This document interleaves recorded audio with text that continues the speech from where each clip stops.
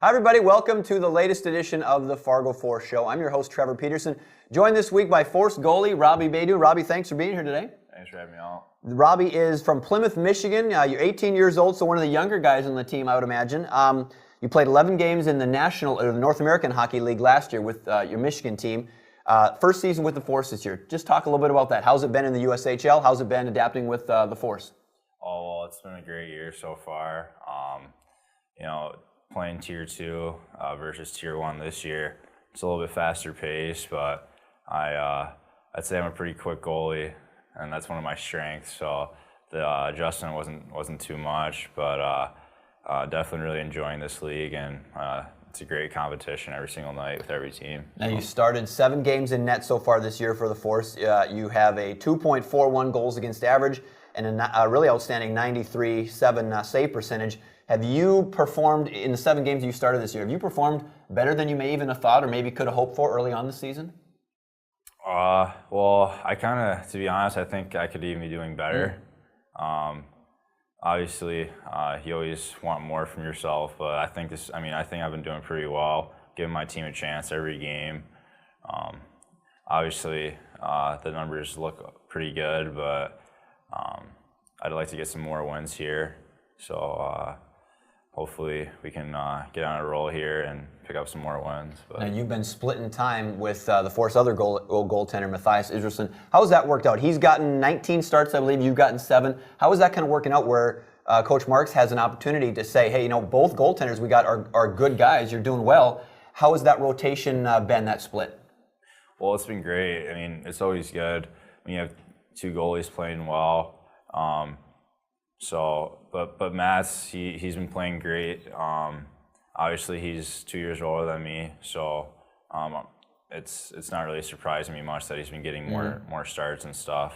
But yeah, it's definitely good. We always push each other in practice to be better, and it just makes both of us better. And it's always good just having both of us switch off. But we'll see what happens here down the stretch. Have you always been a goaltender? Has that always been your position? Yeah, I've been playing goalie since I was about 7 or 8, okay. So always been a goalie. What did you know about Fargo or North Dakota before coming? You're from Michigan, so you're kind of from the upper Midwest a little bit, but talk about that.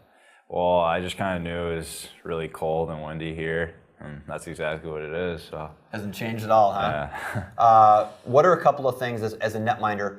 What are 1 or 2 things that you focus on or you think about when you go out there each night when you get a chance to get out there?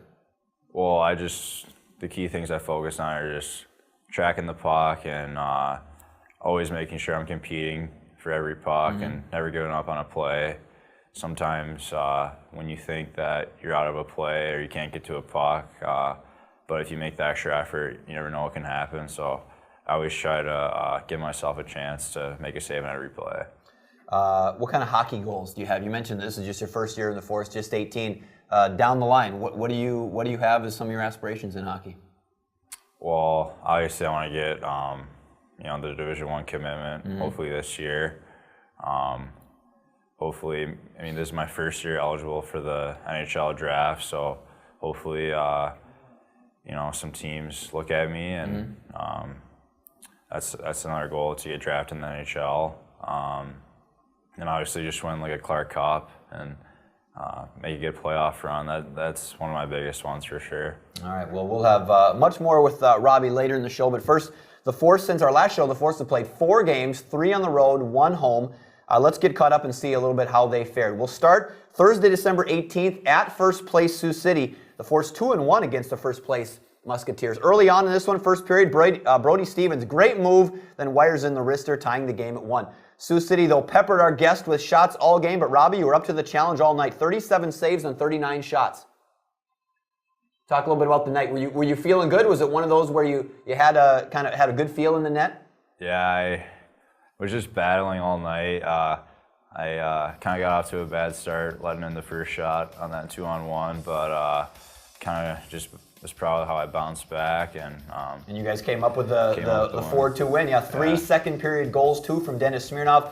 and the Force now 3-1 on the season versus the Sioux City Musketeers. The next night on Friday, December 19th, the Force back home at Shields Arena against the Sioux Falls Stampede. 0-2 versus the Stampede this year. First period, Stampede on the power play, and they decided to play a little soccer with it, kicking the puck around. Either way, though, Matthias Israelson was up to the challenge. The nice save here with his skate. That's definitely worth another look. Beauty save right there as he has his foot in the right spot. Later, the Sioux Falls with another power play chance. They had 2 in the first period. But again, Israelson comes up with the save. Jack Suter on the doorstep, but he can't capitalize. Force behind the shutout from Israelson. He stopped all 24 shots, win it 2-0. Power play goals by Smirnoff in the first and Sean Mostrom in the third period, the only scoring. Force 2 for 4 on the power play. Sioux Falls was 0 for 3. Hey, you guys won this game, Robbie, despite just 19 shots on goal. Special teams really clicking. 2 for 4 on the power play. You were good in the previous game as well. How important is it to have those the specialty teams working well, especially as we get into the bulk of the season now here?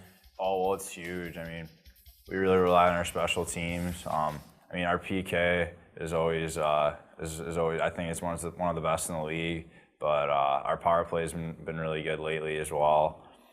But one of our biggest things right now is just getting more shots on net. I mean, it seems like we always get around 20 shots. I was going to say, that seems like in doing this show now, this is I think the 7th we've done, and it seems like most of the time I've seen that the Force are usually getting outshot, sometimes by a large number, sometimes not so much. Has that been kind of a point of emphasis for Coach even and the guys to get more shots on goal, more shots on net? Yeah, Coach is really emphasizing on that. I mean, not often we outshoot teams, right. So in practice, Coach is always telling the guys to just keep shooting the puck and don't pass up a chance to get a good shot instead of trying to make a pretty pass all the time. But yeah, it's one of our things right now where we need to focus on just getting more pucks on net.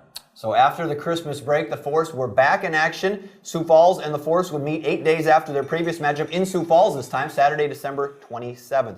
Period 1, the Force's Justin Beaudry shoots. His shot stopped, but right to TJ Rue, who's following the play. 1-0 Force with the goal in the lead. Same period, Sioux Falls on the attack now, but Troy Loggins is stoned by our guest, Mr. Beydoun here. 36 saves on the night for you this night. Later on, the Stampede with another scoring chance. Jack Suter gets it right in front of the net. And again, Robbie, quick reaction on this one. Talk about it.